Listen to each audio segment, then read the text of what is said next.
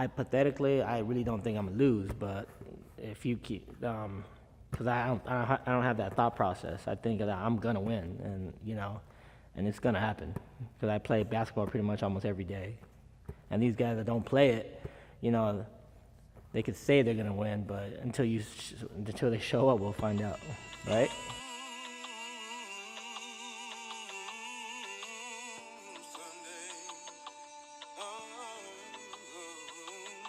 LA is a city of rough riders. One we may all know as NBA star Russell Westbrook. The other, Danny Frias, who is not an NBA star, but he believes he could have been. At Lusinger High School, 2 stars had developed there. Started playing ball there, and actually that was pretty good. They picked me up. I was a starter for a little bit, playing, and once the thing that was a good accomplishment for me. What I don't like was going to trying for varsity, and that's when that was kind of a big defeat for me because I felt that they didn't trust in my skills enough to put me in there. I sat mostly in the bench during varsity. But yeah, I got to meet Westbrook. He was Russell Westbrook from OKC. He was actually a senior there, and I was a senior and he was a freshman. So that was a good experience. I actually played ball with him and everything too.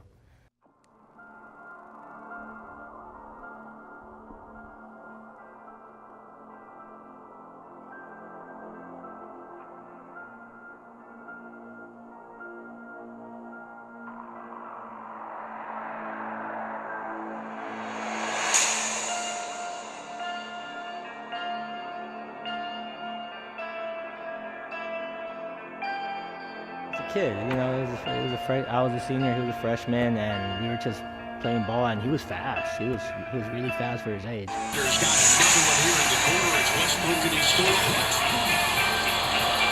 The Pistons fans. Westbrook, a force of nature. Come up short, but there is Westbrook. I was able to score a little bit on him. He scored on me a few.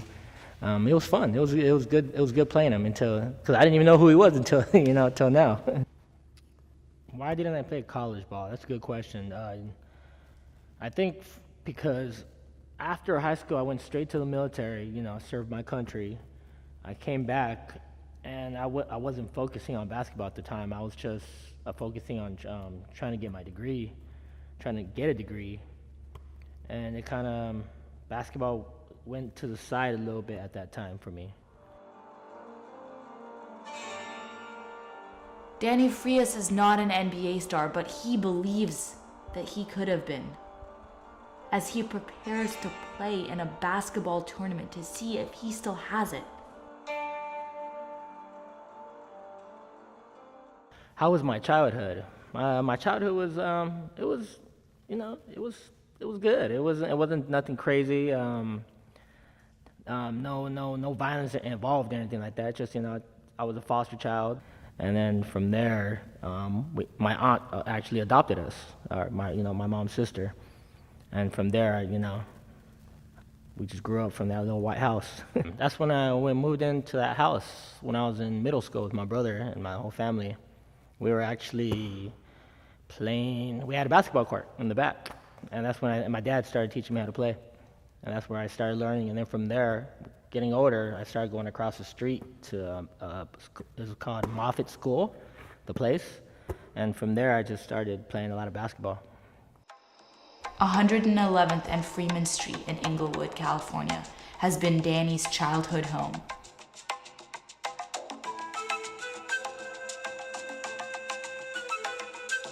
For Danny, there is no better place to start training for the tournament than his childhood neighborhood.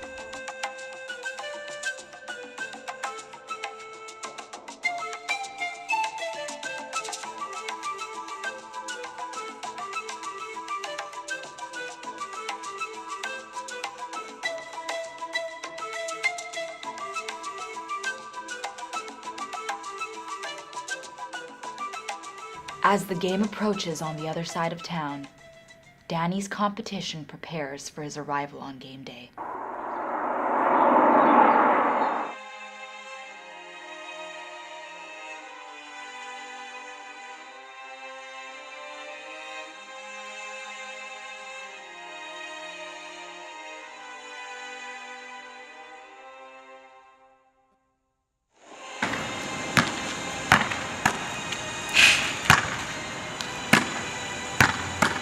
Danny, coming for you, homie. The strength of family is a term always used, or people saying blood is thicker than water. In the case of Danny's brother Eddie, that statement is truer than ever. I love him. I love my brother. I unconditionally love my brother. My brother impressed me a lot on the basketball court when he played high school basketball and Lenox Park Summer League, and when we played in Inglewood YMCA, we did really well, and he actually did really well with crossovers and making cuts and shooting percentage. He was very reliable. People loved him. He had a lot of great moves. But going to Lutheran High School, it was very competitive. I mean, we were there when Russell Westbrook was playing. Like, there was a lot of people there that were, 6'6", 6'5", but he's like 5'7", and he did really well. He was making cuts. He made the team, but you've got some really great ball players there. Well, I was scared when he told me about basketball and the military. I was scared because we were going through a war.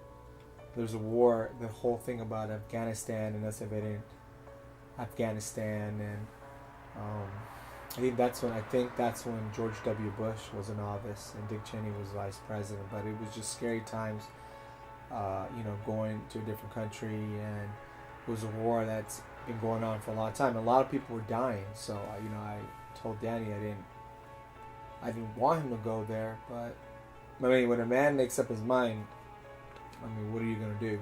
Even though he is no longer a part of the war of Afghanistan, his mentality to battle has not changed as he prepares himself to a new type of battle.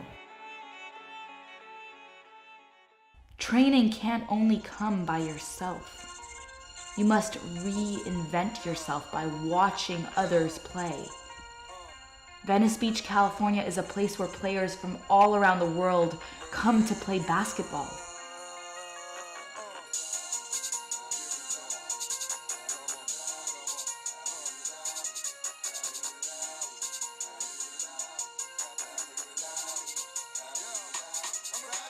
But as the competition grows closer, Danny can't wait for his turn.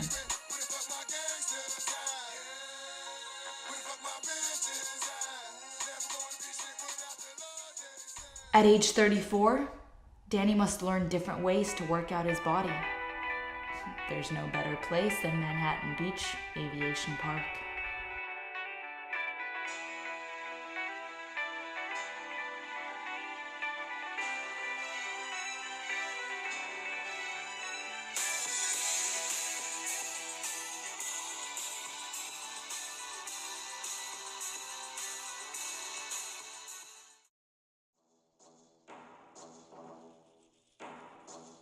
The early morning of game day has arrived. Danny Frias waits in anticipation for his challengers.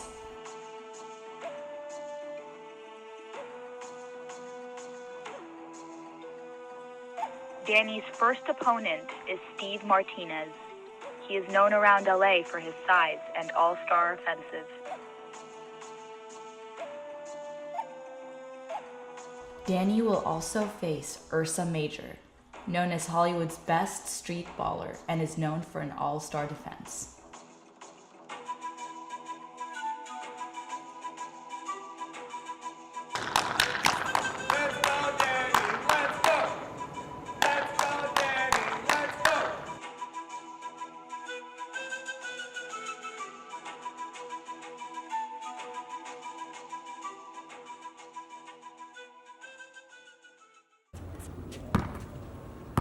As the game begins, Steve gets off to a fast start.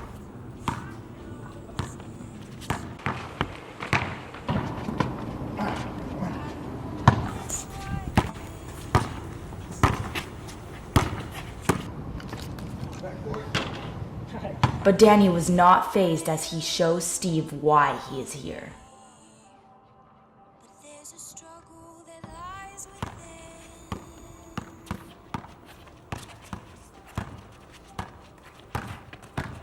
There's a war in my head and I don't understand how we end. But Steve's size is a major factor. There's a tear in my heart where lies left apart. Nothing is clear.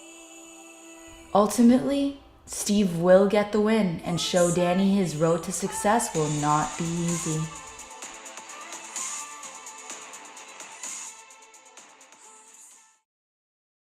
In round 2, the pressure of the game has risen.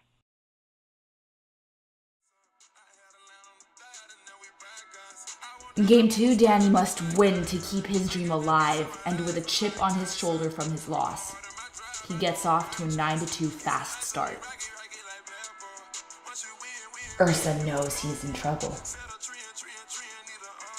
Ursa will rely on his street ball defense and starts making plays for himself.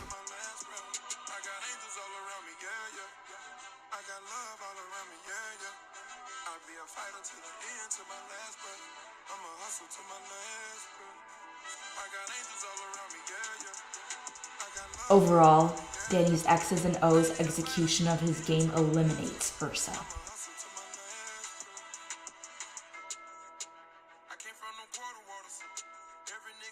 Now Danny's on his way to the championship game,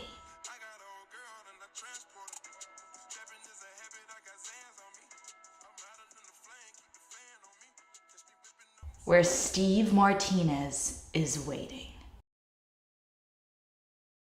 Game 3 is any one game, as both players want to win. This time, Danny strikes first. It pours. There will be blood in the But Steve's size is a major factor. to the core. They boss hard Even though Danny's down, his competitive drive will fight on as he matches point for point.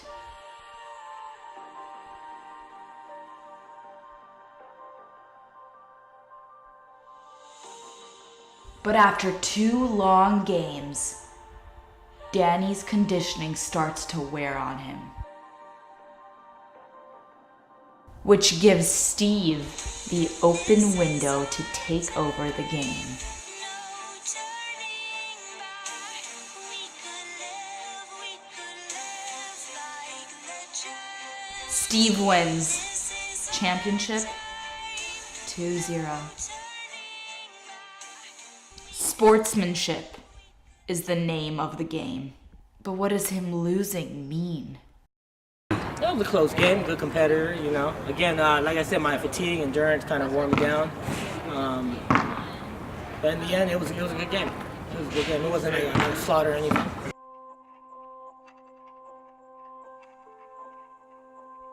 Mike Marshall says victory is in the quality of competition and not the final score. Even though Danny lost the game, that doesn't determine his dreams. Am I happy? I'm happy. Yeah, you gotta count your blessings. I'm definitely happy for what I do have, and keep pursuing for what the stuff I do want in life. I have a loving family that loves me. I got a good brother. I got good friends, and you just gotta move on from there.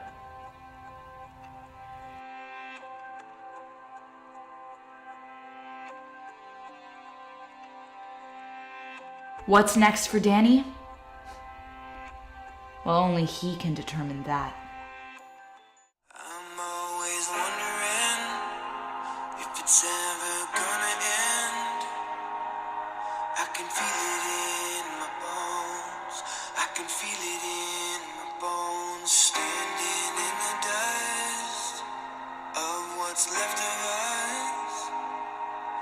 can see you in my soul.